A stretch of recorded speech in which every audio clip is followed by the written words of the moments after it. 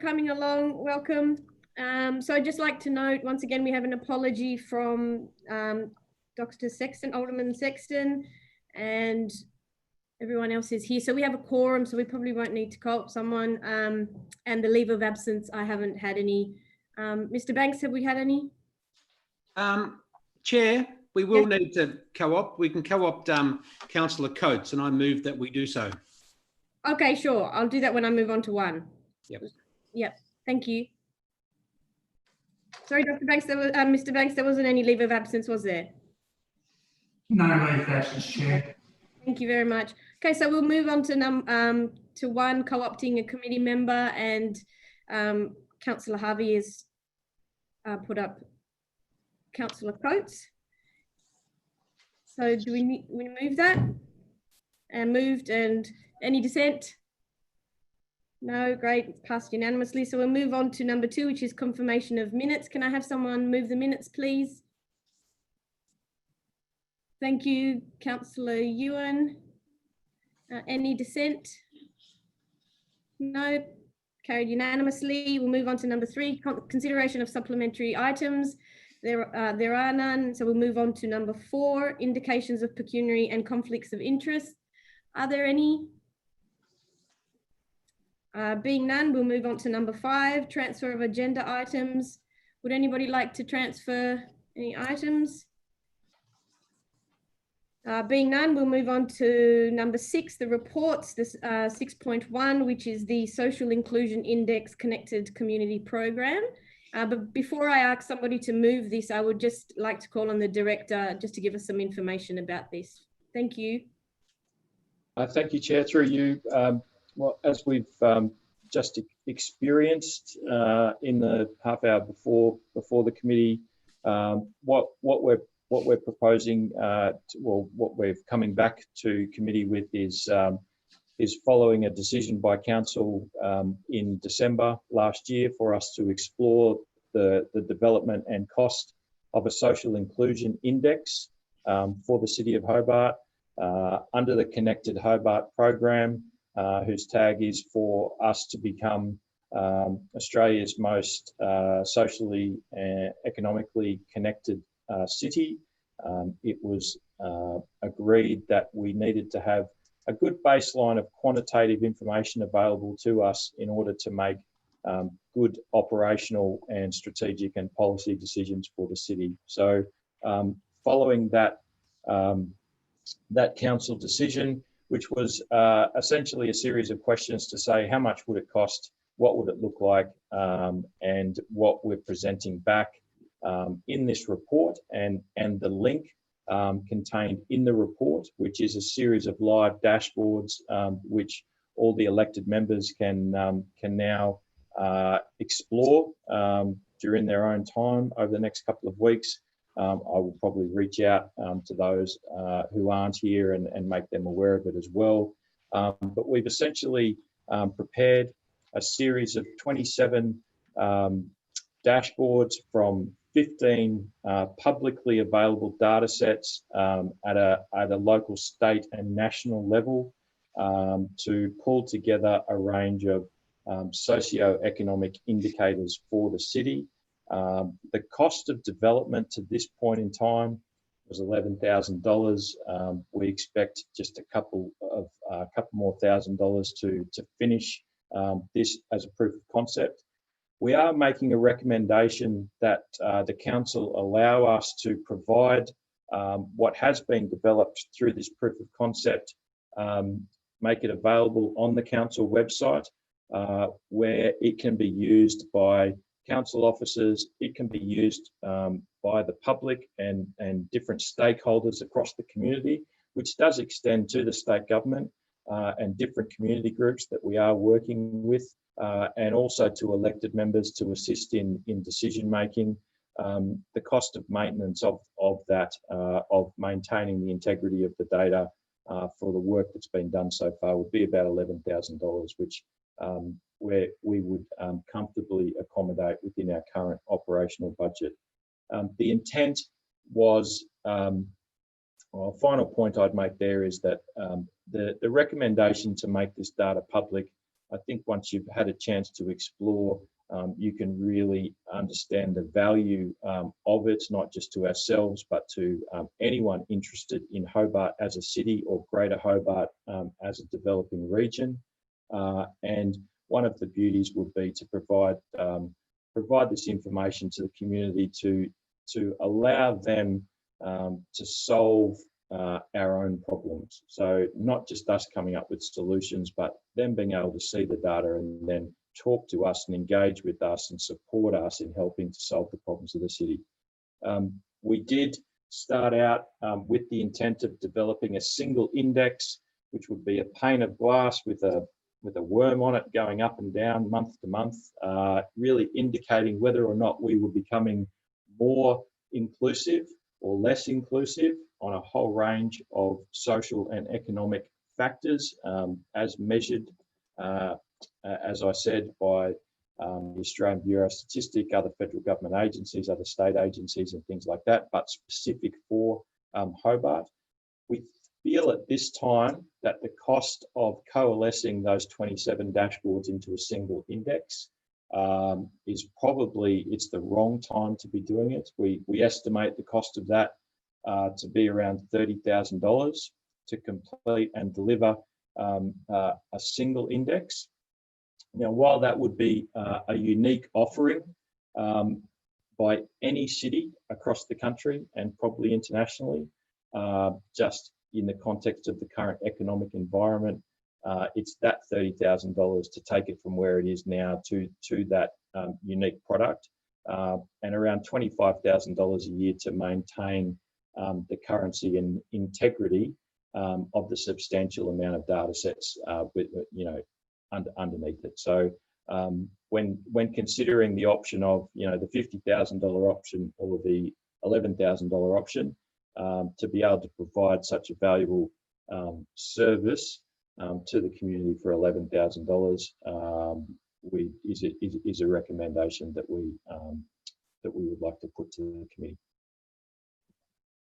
Thank you very much, Mr. Carr, and that's been seconded by Councillor Harvey. And Councillor Harvey, did you also have any comments or? I did, and we don't need to second it, committee, so I'm moving it. Yes. Yep. So what's the process? I've moved it, I think, rather than seconded it. Yes, you've moved it, and then now you can speak on it if you like. Thank you, Chair. Yeah, look, I'm really impressed with the work done here. I think it's incredibly valuable. I think having dashboards for a whole range of things is really important, so people can see in real time what the council's up to, but also the valuable socio-economic information that's out there, and that we don't often see until we get a report at some stage of the year. But to see it in real time or on a regular basis, right before our eyes through a council page, I think is hugely valuable and a great tool for, like Pete said, with regard to the officers, directors and the aldermen and councillors in their decision-making process. So yeah, I'm really excited to see how this travels on the website and see how much visitation it gets. I think Councillor Dutta might have joined the session earlier, a bit late, but Councillor Coates, I don't think you made it to the session, so it's really worth getting an update, from Pete to, walk through the data that's within the index. So yeah, I'm excited to see it head onto our website, and I hope the other councillors and aldermen see the value of it as well. Thanks, Chair. Thank you, Councillor Harvey. Councillor Coates. Look, thank you, Chair. And look, regrettably, for those watching live, there was a briefing prior to this, but I'm not able to attend that. I did. We can't hear you, Councillor Coates. You're breaking up. You're leaving orbit. We still can't hear you. Testing. Hold on. Yeah, that's better. Oh, okay. Come back. Look, I wanted to speak to this item. My background is as a BI analyst and a data scientist, if I can use that term. And look, I'm all for data, and I look forward to this, if you like, being exposed. And frankly, there'll be people in the public who will be able to use this and do it. But I was very pleased to see that, as with a lot of these things, there's data and then there's data. Obviously, a lot of the data sources are only available sporadically. It's not, if you like, a live thing and updates week to week, day to day, just by the nature of what is being captured here. When you use it, you need to keep in mind sort of the analysis of it. I mean, if you went through all the things, you wouldn't necessarily know that Hobart City Council is essentially the wealthiest part of the state, with, compared to the rest of the state, relatively low levels of unemployment and disadvantage, albeit there are challenges in the community. But look, I just really wanted to commend, I think I'll be supporting this item. I think the more we can open up information and share data, the better. And obviously doing it visually is a much better way to get a lot of understanding around it. And really, I just want to commend the efforts of obviously the people at Hobart City Council and getting this up, but also to know where to draw the line. And, I think it was pleasing to read that having gone this far, they've been noted the challenges in, if you like, taking it beyond information that's relevant to council and not trying to recreate the wheel. So, look, I look forward to personally using this. And I understand there was a link, obviously, I went through to it on the vendor site. Is that currently public, or is it through you, Chair, to the Director? Through you, Chair, it's not currently public. It is available, but it's not public. So we've just got it sitting there as a development link, working with with the support we've been getting through the last couple of months. So the intent would be, should it be adopted by council, for us to move it onto the council website and shut down the development line. Yep, cool. Yeah, look, as I said, more data the better as far as I'm concerned, but also then knowing the limits. I mean, inevitably when you interrogate it, you can do a graph for everything, but you sort of need to know what it is you're looking at. But yeah, look, just wanted to speak in favour of it. Thanks. Thank you very much. Councillor Dutta. Thank you, Chair. Just a few observations. I also want to thank Mr. Carr and the team for such a fantastic job you've done. And whoever initiated this was quite a masterpiece, because the data, as most of us have spoken about this, is very, very important. It's objective and will help us in our decision making. The question that I have is in regards to the money that we don't have, for example, to put in, except for the 11,000 and few other thousand for operational. Can we get the government to support us in this, or some other organization to be co-partners, so we don't lose such a thing? Through you, Chair, to take the first stab at that. We're certainly open to approaching other parties. We haven't done so as part of the development, because we were acting on the previous council decision, which was to identify what the cost of this would be, and we've arrived at a fairly comfortable place. But should this be made public, I think there's certainly opportunity for us to share the love, so to speak, with other stakeholders. So through you, Chair, just another comment, if I may. Yes, go ahead. If that is the case, is it worth considering a number 5 in the recommendation, that we investigate that possibility? Mr. Carr? Thank you, Chair. Through you, should it be committee's wishes and council's wishes, we would certainly explore that option. Thank you. So I would, through you, Chair, would want to add that number 5 option in there, and I'm sure Mr. Carr would understand and be able to put a wording to that. Thank you very much. I would just add that as a number 5. Mr. Carr, you're okay to write up the wording for that? Yes, Chair. Thank you. Councillor Ewan. Thank you. I guess obviously the staff have been thanked, and I second that thanks. It's an awesome piece of work. I just wanted to thank Councillor Sherlock and Councillor Dutta because they brought the original motion to council for this work, and it's excellent. Thank you so much for what you bring to this council.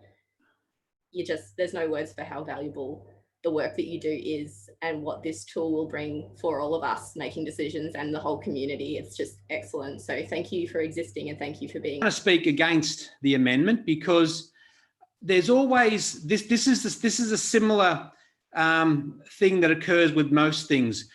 Within council, we always get to the point of saying, well, is this our job? Should the state government do this? And we always go down the path of let's write to the state government, who we know will probably say no.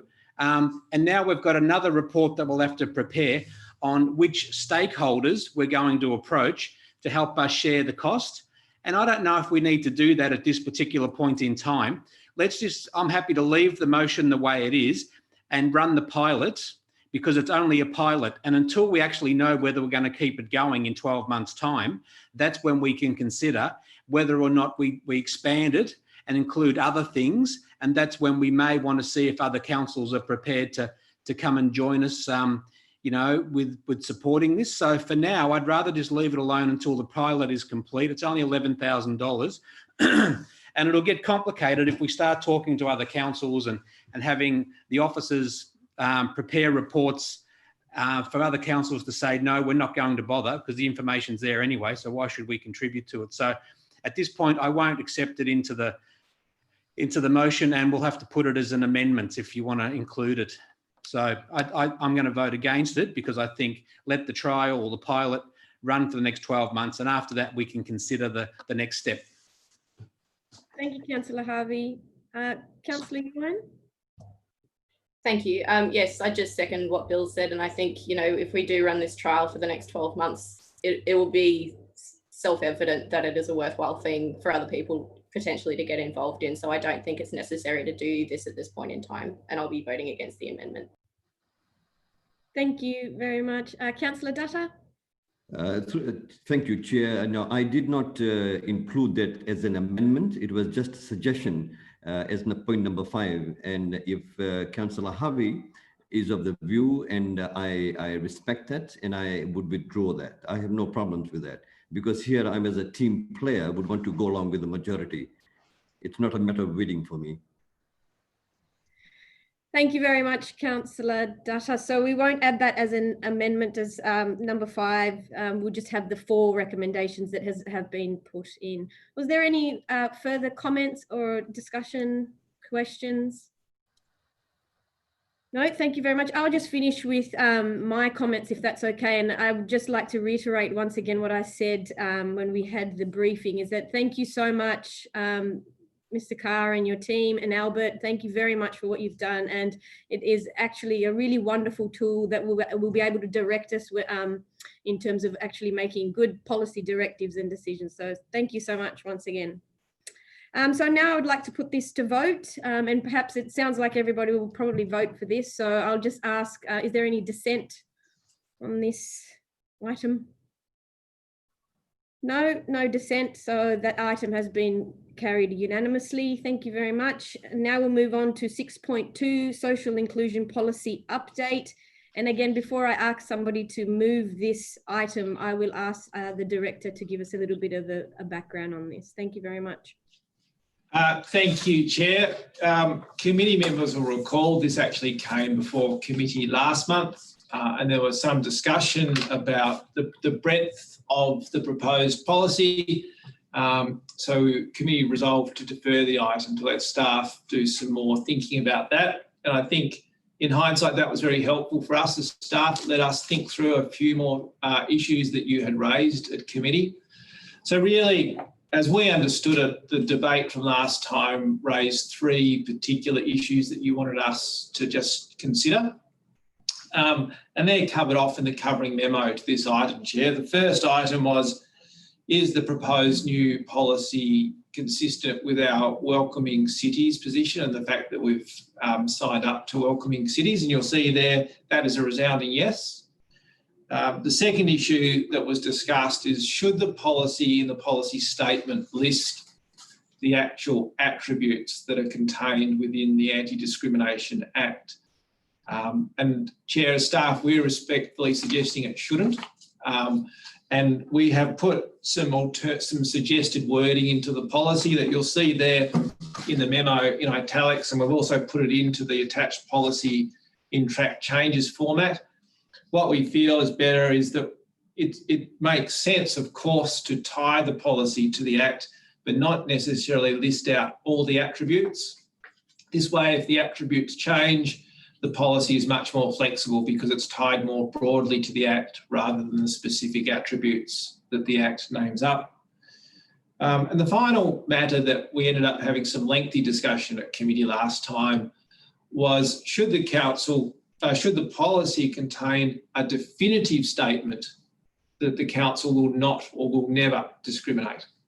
And while that is a really important thing for the council, of course, to aspire to, we do feel it's difficult to put that in writing in a policy because there are, in fact, times, for example, when we may wish to positively or legally discriminate. And that might be, for example, when we want to employ someone of a particular background here at council, and there's a legal process to go through with the Anti-Discrimination Commission to seek that. And a recent example, we have recently employed a new Aboriginal Community Development Officer here at council, and we specifically wanted someone of Tasmanian, that identified as a Tasmanian Aboriginal for that role. And we had to get permission from the Anti-Discrimination Commission to advertise the role in that context. So that would be an example, if you like, of positive or legal discrimination. And again, so we feel that the policy, it's very important that the policy is able to pick up that nuance when council might need to do something like that from time to time. So, Chair, that's why as staff we're suggesting, I guess, that slightly nuanced wording and to frame the policy in the positive, so saying what we can do rather than what we won't do. Thank you very much, Ms. Short. Is there any questions, comments? Yes, Councillor Ewan. Thank you. I'd just like to move the item. I'm quite happy with it, the work as it stands. So thank you very much. Thank you for moving the item. Any other questions or comments? No? Okay, so I'll just ask, is there any dissent on this particular item? No? Okay, it's carried unanimously. So I'll now move on to 6.3, City of Hobart Grants Program. And can I have somebody move the recommendations? Thank you, Councillor Ewan. Anybody want to discuss anything within the grants program? No? Any dissent on this particular item? No, carried unanimously. Thank you very much. We'll move on to 6.4, applications approved under the delegation authority. And can I have somebody move that they be received and noted? Thank you, Councillor Harvey. Any dissent on this item? Councillor Harvey, you have your hand up. Was that your dissent or that was? No, okay, no dissent. That's moved. That's carried unanimously. Thank you very much. We'll move on to item 7, 7.1, committee action status report. Could I have somebody move that they be received and noted, please? Councillor Dutta, thank you very much. Any dissent on this item? No, thank you. This item is carried unanimously. We will move to item number 8, responses to questions without notice, and 8.1, the neighbourhood house. Can I have someone move this item? Thank you very much, Councillor Ewan. Is there any discussion on this? No, any dissent? We can't discuss the responses. That's right, that's right. I was told that. Yeah. No discussion on this particular item. Any dissent? No, carried unanimously. We'll move on to number 9, questions without notice. Are there any questions without notice? No, can I have somebody move this? Councillor Harvey, thank you very much. Any dissent? No, carried unanimously. Can I please have somebody move that we close the open portion of the meeting. Councillor Ewan, thank you very much. Any dissent? No, carried unanimously. Thank you very much. Craig, do you want to let me know when it's stopped recording and we'll move into the close?